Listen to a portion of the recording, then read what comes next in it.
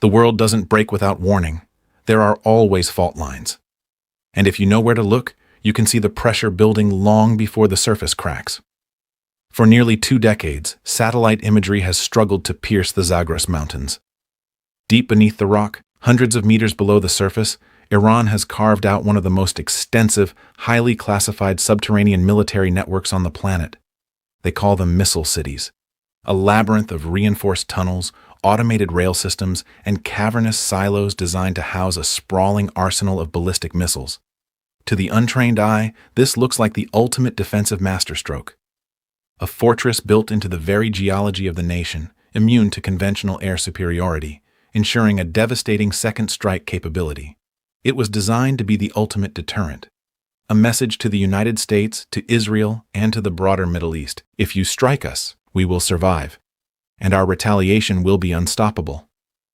But what if the very infrastructure designed to guarantee survival has actually become a massive, inflexible trap?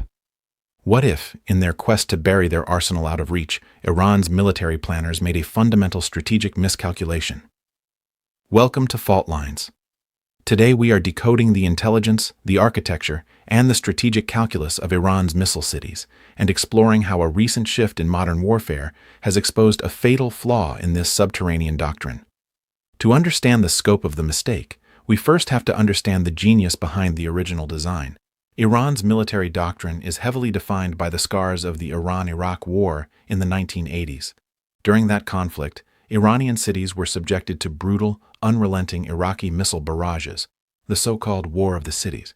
Iran, lacking a sophisticated air force or a robust domestic missile industry at the time, was largely defenseless against attacks from the sky.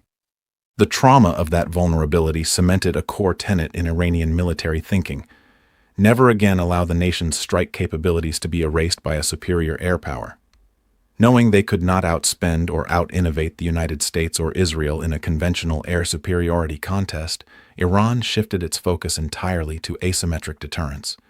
They built an enormous arsenal of ballistic and cruise missiles. But having the missiles isn't enough. You have to protect them. Enter the missile cities. Starting in the late 1990s and accelerating rapidly through the 2000s and 2010s, Iran began tunneling. They didn't just dig bunkers. They built entire logistics hubs beneath the earth. Using the natural fortification of the Zagros and Zagros mountain ranges, they bored tunnels deep into solid granite. These facilities were designed to be completely self-sustaining. They housed living quarters, massive fuel depots, command and control centers, and automated transit systems that moved massive ballistic missiles like the Sejal or the Karamshar through the dark on rails. The strategy was simple: bury the weapons so deep that no standard bunker buster could reach them. When a launch order is given, the missiles are moved to hidden, reinforced launch doors built into the mountainside. The doors open for just a fraction of a minute. The missile fires, and the doors seal shut again before enemy satellites or aircraft can track the origin point and drop a payload. It is a brilliant concept of survivability. By making the arsenal untouchable, you deter the initial attack. The cost of going to war becomes too high for the adversary. But here's the question I want to ask you, and let me know what you think in the comments below. Does burying your entire military deterrent in fixed, immovable locations actually make you safer in an era of precision, AI-driven warfare? Because, as we're about to see, the rules of the game have fundamentally changed. The flaw in the missile city doctrine didn't appear overnight. It emerged slowly, driven by the relentless advancement of adversarial technology. When Iran began digging these tunnels, the primary threat was broad bombing campaigns. But while Iran was digging deeper, the United States and Israel were developing smarter, heavier, and more precise ways to crack open the earth. Consider the GBU-57 Massive Ordnance Penetrator, MOP, a 30,000-pound precision-guided bunker buster designed specifically for the kind of deep, hardened facilities Iran and North Korea built. Or the Israeli deployment of the GBU-72 Advanced 5,000-pound penetrator. These aren't just big bombs. They are kinetic earth movers designed to burrow through solid rock and reinforced concrete before detonating, creating localized seismic events that collapse tunnels from the inside out. But the real vulnerability isn't just the depth of the penetration, it's the static nature of the target. A missile city is, by definition, a fixed asset. It cannot move. It cannot relocate when spotted. And in the modern battle space, invisibility is dead. With the proliferation of commercial SAR, synthetic aperture radar, satellites, continuous infrared monitoring, and advanced signals intelligence, it is practically impossible to hide the logistical footprint of a massive underground base. You can hide the missiles, but you cannot hide the excavation. You cannot hide the hundreds of trucks moving Earth. You cannot hide the ventilation shafts required to keep thousands of troops alive in fuel fumes vented. You cannot hide the power cables, the communication nodes, or the road networks leading to the mountainside. Israel and the United States have spent 2 decades mapping these fault lines. They know where the entrances are. They know where the ventilation shafts are. And this is where the strategic mistake reveals itself. In recent escalations, we've seen a preview of how adversaries plan to dismantle this deterrence. You don't need to destroy the missile deep inside the mountain to render it useless. You just need to seal the doors. A subterranean base is only as effective as its exits. If a coordinated strike uses precision munitions to collapse the access tunnels, bury the launch doors and landslides, and destroy the ventilation shafts, the missile city ceases to be a fortress. It becomes a tomb. The missiles survive, yes, but they cannot be fired. They are taken off the geopolitical chessboard without a single warhead being directly destroyed. If you are finding this breakdown of military strategy insightful, please leave a comment with your thoughts on how modern technology is shifting the balance of power. Do you think fixed fortifications are obsolete? Let's look at the logistics of a launch. When Iran decides to fire from a missile city, the solid fuel or liquid fuel missiles must be moved to the staging area. The launch hatches. Heavy reinforced steel must retract. In that brief window, the facility is highly vulnerable. During the heightened conflicts of 2024 and 2026, Israeli and U.S. intelligence demonstrated a terrifying capability: persistent, loitering surveillance. By keeping stealth drones or high-altitude assets continuously orbiting above known or suspected launch zones, they effectively hold the doors at gunpoint. The moment a hatch opens, a precision munition can be guided directly down the throat of the silo. We saw flashes of this tactical reality during recent exchanges. Strikes didn't just target the facilities blindly, they targeted the operational capability of the facility to function. They hit radar installations, blinding the bases, and they hit the infrastructure immediately outside the tunnels. This creates a massive strategic dilemma for Tehran. The missile cities were built to guarantee a second strike. But if the adversary has the capability to seal the exits before the missiles can launch, or destroy the missiles the exact second the doors open, the deterrence is neutralized. The billions of dollars and decades of labor spent tunneling into the Zagros Mountains may have successfully protected the hardware, but it failed to protect the utility of the hardware. So why? Is this a mistake rather than just an unfortunate technological shift?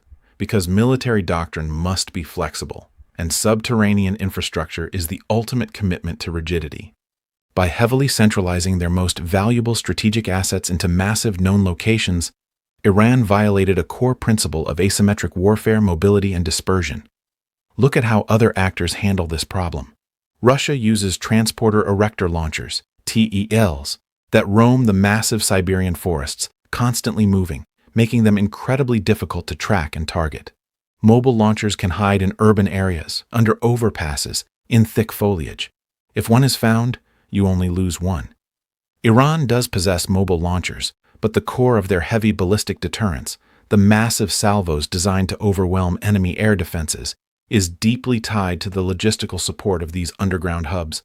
By putting so much of their strategic weight into fixed cities, they have given their adversaries a static map to study. And studying that map is exactly what intelligence agencies have been doing. This is the fault line, the tension between the desire to physically armor a weapon and the modern reality that physical armor cannot defeat persistent, precise, AI-assisted surveillance. It's a fascinating look at how geopolitical calculations from 20 years ago can suddenly become liabilities today. If you want to dive deeper into how intelligence agencies map these exact types of hidden facilities, make sure you hit the like button and share this video. It tells the algorithm that this is the kind of analytical content you want to see. Now, we have to ask the critical question: what happens next? How does a military apparatus pivot when its primary defensive doctrine is exposed? For Iran, The exposure of this strategic vulnerability forces a dangerous calculus. If the missile cities can be entombed, then waiting to absorb a first strike, the very definition of a second strike deterrent, becomes suicidal. If you know the enemy's first move will be to drop GBU-72s on your launch doors, you are heavily incentivized to fire your missiles before those doors are sealed. This is the psychological danger of vulnerable infrastructure. It creates a use-it-or-lose-it scenario. Instead of stabilizing the region by ensuring mutual destruction, the vulnerability of the missile cities might actually lower the threshold for conflict. In a crisis, Iranian commanders might feel immense pressure to launch a massive preemptive barrage simply because they fear their underground fortresses will be neutralized within the first hours of an enemy air campaign. We are already seeing signs of adaptation. Recent intelligence suggests Iran is attempting to decentralize its operations, relying more heavily on smaller, hidden mobile launchers and proxy networks across the Middle East. Distributing the threat across borders into Lebanon, Yemen, and Iraq is an attempt to regain the asymmetric advantage of mobility that they sacrificed by building the missile cities. But the heavy strategic ballistic missiles, the city killers, are hard to hide in the desert. They require maintenance, fuel, and command infrastructure. They will remain tethered to the mountains. The story of the missile cities is a perfect encapsulation of how military strategy evolves. What begins as an impenetrable fortress eventually becomes a clearly marked target. The Maginot Line, the Atlantic Wall, the subterranean bunkers of the modern era. In geopolitics, there is no such thing as an ultimate defense. There is only the constant, quiet war of adaptation. If you are serious about understanding the shifting tectonic plates of global power, and you want intelligence, not just news, this is your channel. Subscribe to Fault Lines and join the community that looks beneath the surface. We decode the strategy so you can understand the crisis. The world doesn't break without warning. Make sure you're watching the Fault Lines. I'll see you in the next briefing.